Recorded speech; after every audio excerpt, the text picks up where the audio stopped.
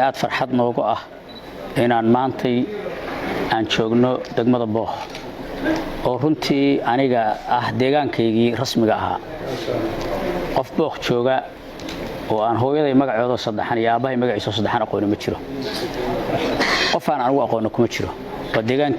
deegaankayga ahaa dadka hadda meesha fadhiya inta aan garanay waa un yar oo iyagana in ayahooda aan garanayo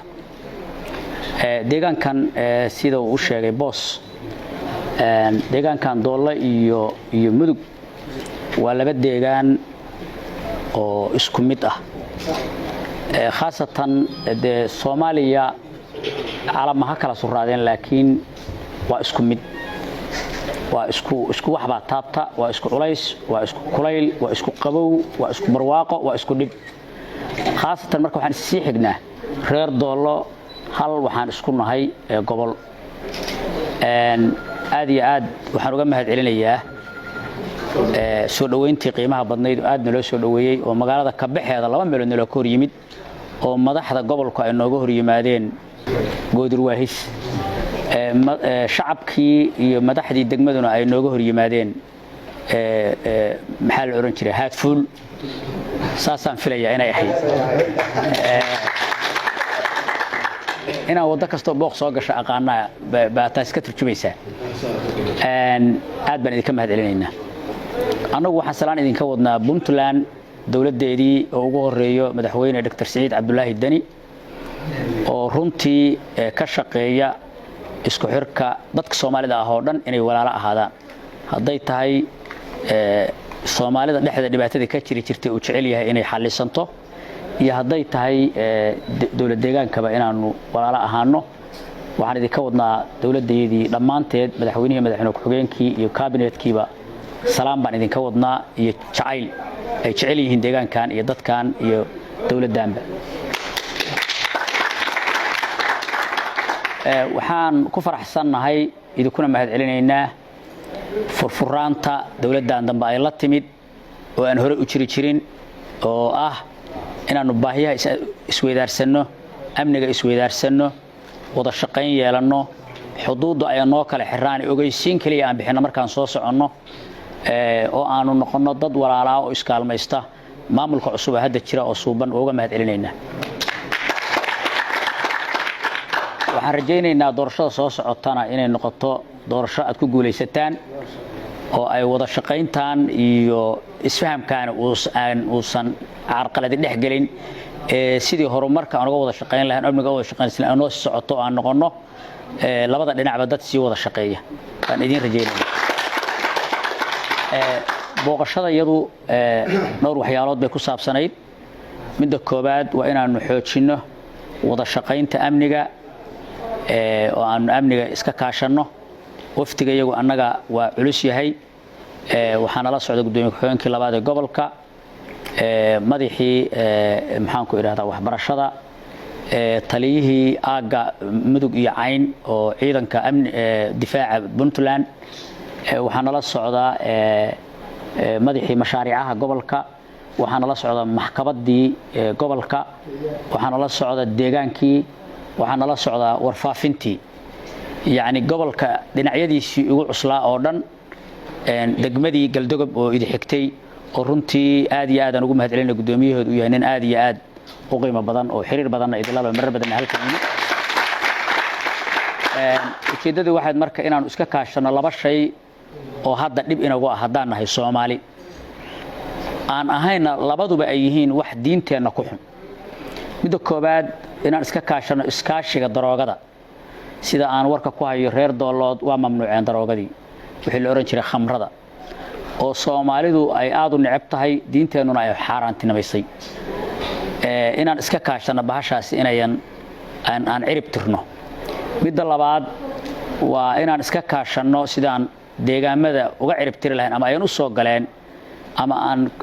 information cooperation u yeelan lahayn mar walba ee la dagaalanka argagixisada nimankan khawaarijta wuxuu Ilaahay xaaraantinimeeyay banaystay Ilaahay wuxuu xaaraantinimeeyay waxa ugu horeeya shirki waxa labaad oo ku xiga waxa weeye waa dhiigga islaamka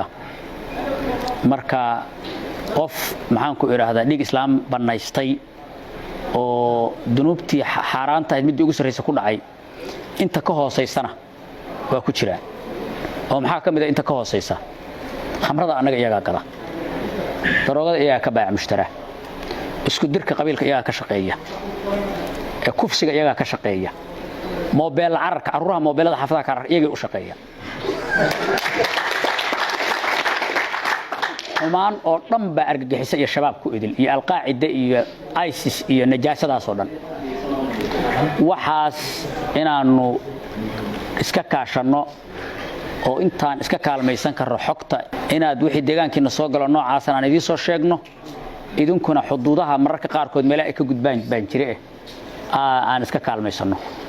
daroogada iyo in la wada diriro iyo waxa la yiraahdo argagixisada labada in iska kaalmaysan iyaga cadow Soomaali cadow kala ma leh dhexdeedana cadow kama aha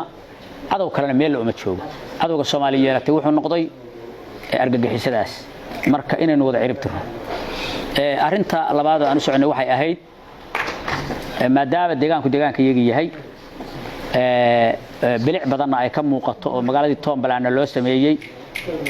deegaan beeralana uu noqday inaanu keeno dhir waa bravo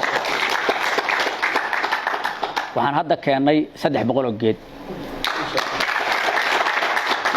waa bravo haddaad ku guuleystaan bravoda 3 kun baan ka soo dhigaynaa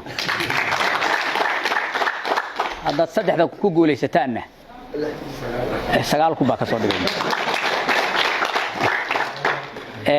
waxaan labaada wadnay laambadaha laamiga maadaama aad sameyseen oo maadaama aad Toombalaan iyo magaalo qurux badan sameysateen inaanu laambada sameyno magaaladii Booq ay noqoto meel siraadan oo iyadana aanu rabno inay magaaladu ay qurux badnaato oo gaalkacyo inay isu ekaadaan Booq baan rabnaa waxa saddexaad oo aanu wadnay heegaale oo ay dhacday daad ay ka dhaceen waa ka tacsiinayna qof dumar hooyaha ku dhimatay Allah u naxariisto inaanu iyagana 100 qoys aanu kaalmeyn raashin baan wadnay ay 100 qoys ku filan waana dadaalayna inaanu soo badino intaas waxaan wakiil idin ka nahay dawladdii iyo shacabkii reer mudug baan wakiil uga nahay iyo reer Puntland waana gaarsiinaynaa waxyaalaha kale oo loo sii baahan yahay in laga hawlgalo gobolka waxa ka shaqeeya dad samafalayaal oo badan oo culimo iyo isugu jira dad qiimo badan oo gobolka u dhashay ayaa samafal ka shaqeeya waa qabaan riboodkii waxaan rajaynaynaa inaanu si gurmadka sii badino oo aanu ka dhigno gurmad heer caalami ah gurmadkaas heegaala dhibaatada gaartay dadkaas walaalaha oo reer heegaale aad iyo aad baad u mahadsantihiin intaas wixii ka dambeeyo kulamadeena dambe oo caawa iyo bariba inaan idin la joognaano jecel lahay baynu ku sii dhameysanaynaa